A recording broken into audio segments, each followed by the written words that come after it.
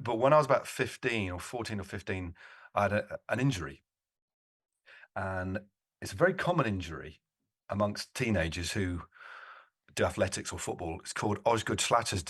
It's Osgood Schlatter's, and not it's not a disease. It's a condition where you're basically putting a lot of pressure and impact on the bones, and you're trying to grow at the same time. And it doesn't actually cause any damage, but what it causes is acute pain. So I was in acute pain when I was running and I was playing football. And I rode my bike to school and I rode my bike to running club.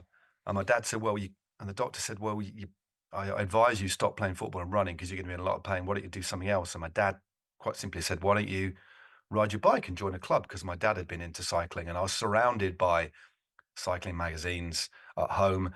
My dad had several bikes. He raced quite keenly on a domestic level as well as being in the police. And so I joined a local cycling team, of which I'm still a life member, Hemel Hempstead Cycling Club.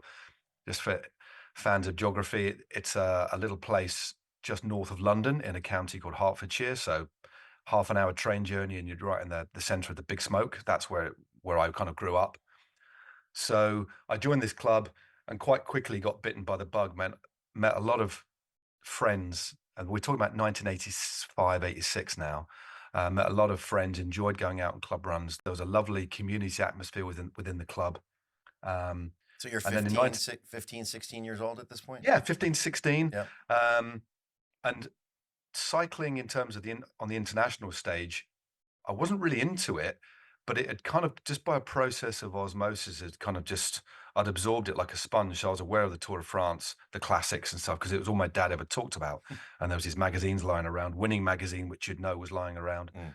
A really glossy French magazine called International Cycling Sport was all color. And that was a cool magazine that I looked at.